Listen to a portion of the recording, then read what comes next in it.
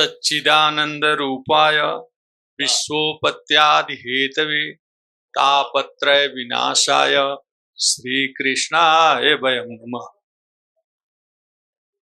आज इस जगत गुरु कृपालु महाराज के जहां उनकी कृपा बरस रही है, ऐसे प्रांगण में 5 दिन आज पूरा हुआ। हमारे इस समग्र इस केंद्र में जो कायाकल्प का केंद्र है, इसमें साक्षात पतंजलि के रूप में गुरु आदरणीय शिवा कुमार जी, च्यवन ऋषि के रूप में यहाँ मौजूद डॉक्टर आर्या और डॉक्टर तिवारी, डॉक्टर करुणा तिवारी, जो एक विदुषी और सुशीला चिकित्सक हैं, जिनके व्यवहार से हम लोग काफी प्रभावित हुए। हम लोग आज 5 दिन जिस प्रकार से हम यहाँ पे पहले दिन आए, तो पहले दिन तो कई लोग डर गए कि ये डॉक्टर साहब, डॉक्टर आर्या जो हैं, च्यवन ऋषि जो हैं, ये केवल एनिमा चढ़ा करके ये क्या करने वाले हैं।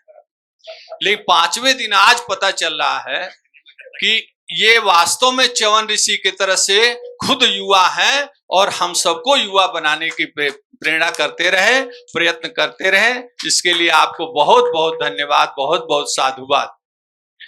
गीता में कहा है, श्रेयान स्वधर्मो विगुण पर धर्मो स्वनिष्ठितात् स्वधर्मे निधनम श्रेय पर धर्मो भयावह। अर्थात हमारा जो धर्म है, अपने अच्छी प्रकार से किए हुए कर्म को ही गीता में धर्म कहा गया है। जिस प्रकार से हमारा जो अपना धर्म, अच्छी प्रकार से किए हुए कर्म को हम अपने धर्म में हमको जीवन श्रेयस्कर तरीके से जीना चाहिए, न कि दूसरे धर्म में। स्वधर्मे निधनम श्रेयम, अपने धर्म में मरना भी श्रेयस्कर है, पर धर्मो भयावह, दूसरे धर्म में भय लगता है, दूसरे धर्म भयावह होते हैं। अच्छी प्रकार से किया हुआ कर्म ही धर्म है। आप लोगों ने इस 5 दिन में, आप तीनों ऋषियों ने 5 दिन में यह साबित कर दिया कि किस तरीके से आपने अपने धर्म को निभाया है।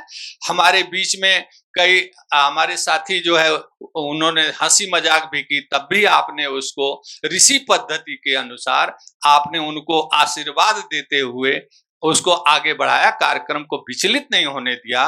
और जिस प्रकार से आपने, ये सब गुरु हैं, सब प्रयागराज और काशी के गुरु यहाँ आए हुए हैं। वहां चलता ही है का गुरु, तो ये सब गुरु आए हुए हैं। लखनऊ में चलता है का गुरु, सब गुरु आए हैं। इन गुरुओं को आपने शिष्य बनाने का काम किया।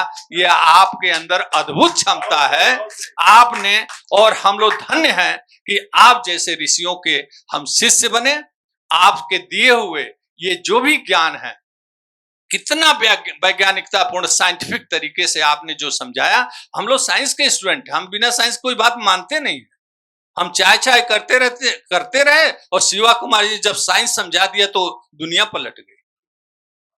अब हम लोग चाय अब एक दूसरे को बता रहे हैं कि नहीं भैया चाय नहीं पीना, और हम दूसरों को अब बताएंगे कि चाय नहीं पीना। इस प्रकार से आज की युवा पीढ़ी बिना साइंस के कोई बात मानती नहीं। आपके अंदर जो बताने का तरीका इतना साइंटिफिक है कि युवा पीढ़ी भी मानेगी। और आने वाले दिनों में हम लोग सौभाग्यशाली हैं कि हम अपने बच्चों को बता पाएंगे। सबसे पहले हम अपने घर से शुरू करेंगे, अपने बच्चों को बताएंगे कि भाई देखो ये इसमें कितना वैज्ञानिकता है, और फिर हम समाज को बताएंगे। समाज के यहाँ बहुत ही अग्रणी लोग बैठे हुए हैं, आदरणीय ओझा जी, आदरणीय द्विवेदी जी, विधायक जी, ये लोग समाज को का नेतृत्व करते हैं।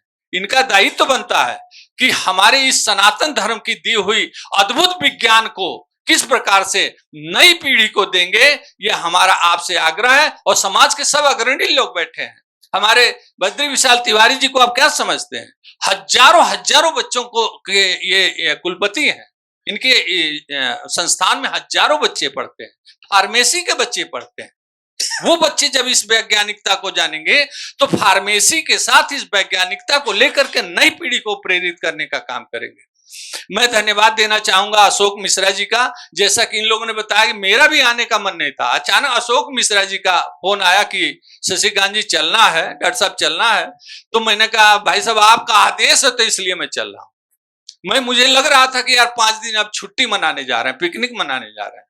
इन्होंने पूरी बात तो नहीं बताई थी, इन्होंने कहा था चलना है वहां पहाड़ों पे, ऋषिकेश में अच्छा मौसम है। हमने कहा चलो गंगा नहाएंगे और ऋषिकेश में घूमेंगे और पहाड़ का आनंद लेंगे।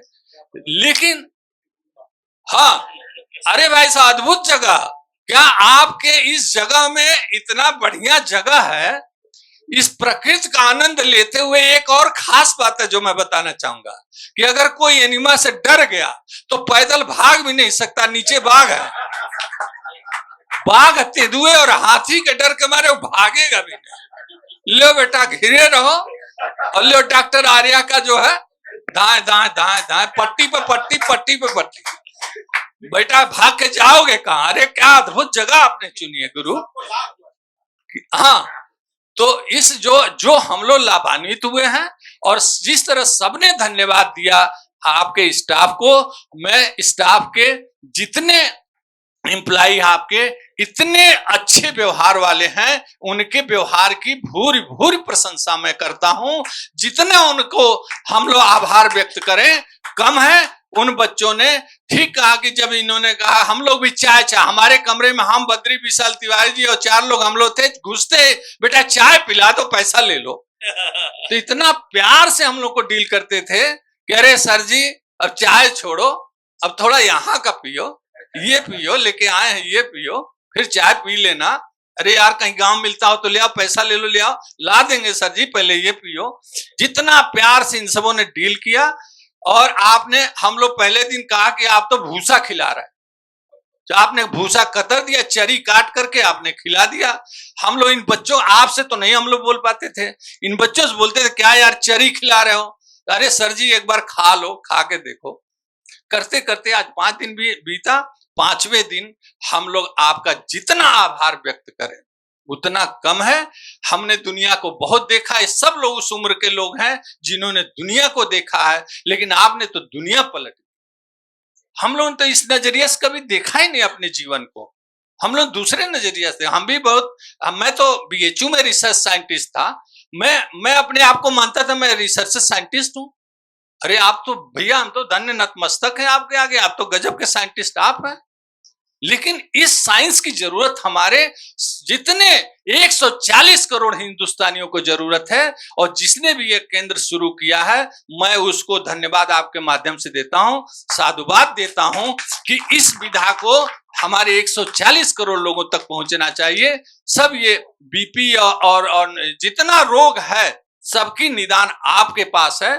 मैं तो बार बार पूछता रहा डॉक्टर साहब को, थोड़ा फंसाने की चेष्टा में, चाहे जैसे भी कि मारक रोग का बताइए, कैंसर का बताइए, ये लेके चले आते थे तीव्र रोग पे। अब समझ में आ रहा कि तीव्र रोग नहीं होगा तो मंद रोग नहीं होगा, मंद रोग नहीं होगा तो मारक रोग नहीं होगा। तो क्या अद्भुत ज्ञान है। मैं आपके ज्ञान को प्रणाम करता हूं और जितना प्रशंसा कर सकूं वो कम है। मैं कृपालु महाराज का आभार, कृपालु महाराज जो स्वयं साक्षात चैतन्य महाप्रभु के स्वरूप थे, मैं उनको प्रणाम करते हुए वाणी को विराम देता हूं।